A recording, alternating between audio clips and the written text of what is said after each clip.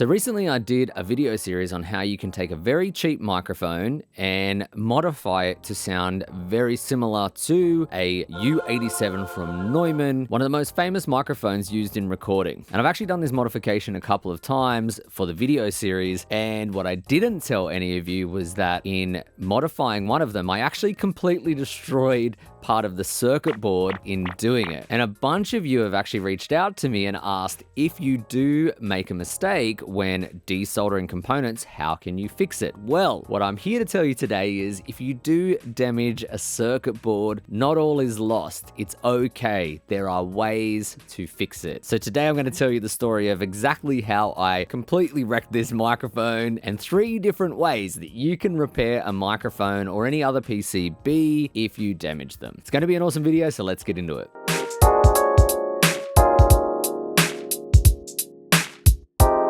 So welcome back to the channel, guys, and as always, don't forget to hit like and subscribe. So a bit of a quick recap. I now have a pair of the C1 Studio Projects microphones, and they're a great little microphone, and a very cool mod can be done to them to make them sound like a U87. The problem with these microphones is the original circuit boards here are cheaply made. So you've got these little things called traces where one component connects to another component. That's a trace, and you can see those lines on the PCB. Now, on these particular PCBs, they're very cheaply made. What happens is the pads on them can lift very easily and damage the traces. And that happens if you overheat them by trying to desolder components and leaving the soldering iron on them for too long. And in previous videos, I kind of explained how to avoid that, but even in my carefulness when doing my 3rd version of this modification, I damaged the traces on one of these microphones. And it can be a very, very scary and frustrating thing to go through when you damage a piece of equipment whilst trying to do modifications or DIY builds. I know, I've been there a couple of times. And the reason why I'm making this video is that if you do make a mistake and you do happen to damage this PCB or another one, there are ways to work around or repair the PCB without too much hassle, and you should be able to get your circuit working. So not all is lost. Now, the first way you can repair a circuit is using what is known as a trace pen. Now, solder trace pens are like these kind of pens here, and they've basically got silver or copper in them, and it's basically conductive material. You can use them to draw circuits, and they can be quite cool for little projects like you can see here. But basically, you draw along the trace where you've damaged it and redraw the pad, and then you solder to that. And then you can basically repair the trace that way or replace the trace with this circuit writing pen. Now, horrifyingly, I bought one of these the first time I did damage, and they're so expensive. Do not buy them. Sorry, JCar, but do not buy them from JCar. You can get them much cheaper from Alibaba or Temu or a bunch of other different places online.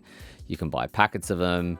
Just don't buy them from your local electronics store if they cost more than this. I was shocked at how expensive these were. This is a complete ripoff. Don't buy them at that price. Now, one problem I had with these silver conductive pens is that when you draw the traces, they're not exactly smooth, and I found that solder doesn't melt to them very well. So when you put solder on a pad, on a PCB, the solder will melt very smoothly to that pad. With the conductive pen material, it reconnected the trace and made a nice like electrical connection, but the solder didn't melt neatly to that trace that I drew. And if you're not careful, you can actually melt the pen trace as well. So it might be this particular brand, I'm not sure, but there were some tricks with that one. So it's very easy to redraw the traces that you've damaged, but it kind of has some quirks to it once trying to resolder. So just be aware of that. Now, I have 2 other awesome ways to repair your soldering circuits if you damage them. But before we do that, if you're into circuit design, PCB design, 3D printing,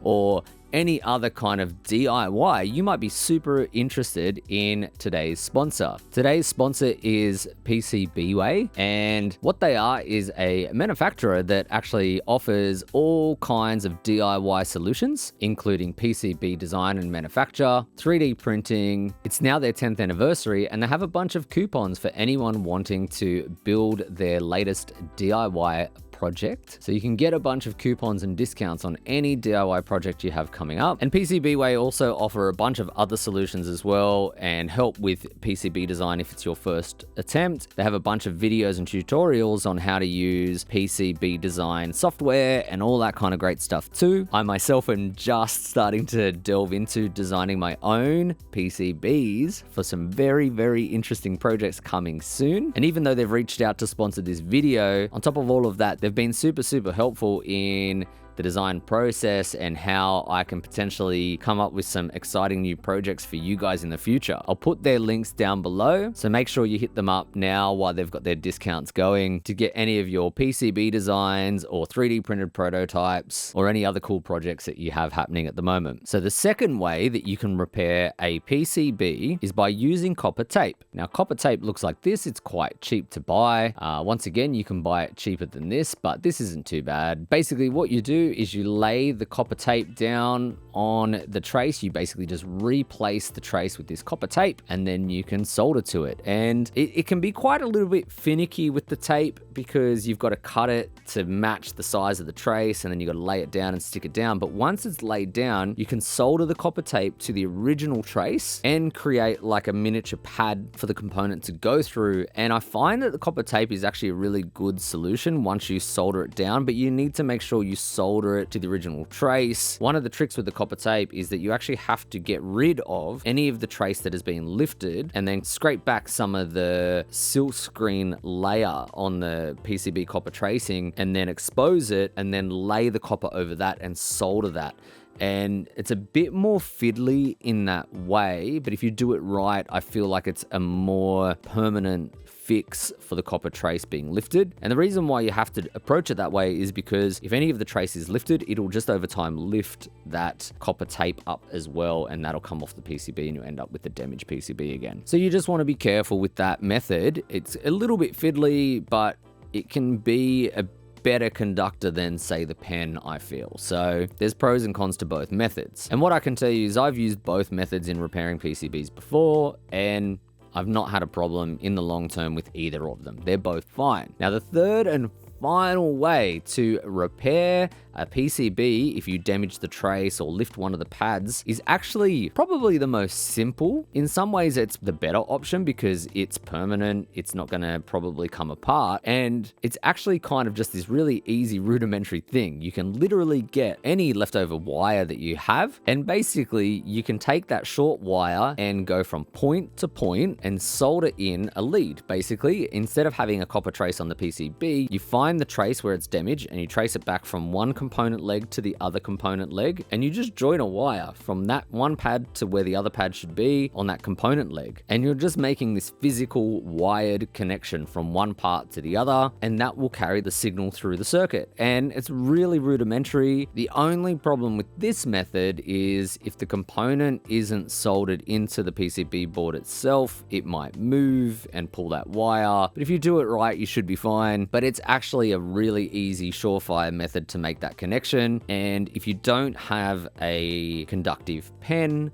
or copper tape, you're definitely going to have some spare wire lying around. So it's cheap, easy, and pretty sturdy solution to damaging a PCB. So that's 3 ways that you can fix a damaged PCB. And if you're doing mods like I did with the C1 modification, what you want to do is if you do make a mistake, just remember it's part of learning. We all make mistakes. It's how we learn, and that's okay. And then when you learn to repair those mistakes, you are actually better for it because you're learning how to repair other gear too. So if you ever have a piece of equipment break down, you'll be all the better for it because you now know how to repair an entire PCB. Anyway, that's just my thought on it. And remember, if you're doing any of this kind of work, you want to have a good quality soldering iron with a clean soldering tip. The soldering iron should have a thermostat on it. And if you're going to be doing desoldering work, it is best to invest in a desoldering pump, as I find this is the cleanest method for removing components from PCBs without damaging the circuit boards. And let me know down in the comment sections, what are you guys currently working on at the moment? Are you working on some mic mods or DIY kits that I've mentioned on this channel? Or do you have something cool in the works that I haven't mentioned on this channel? I'd be really interested to know. Also, let me know of any projects you'd like to see me maybe do on this channel. I have some amazing DIY building projects coming real soon, as always, so stay tuned for that. Don't forget to hit like and subscribe. I'm Mitch from the DIYRecordingstudio.com. I'll catch you soon.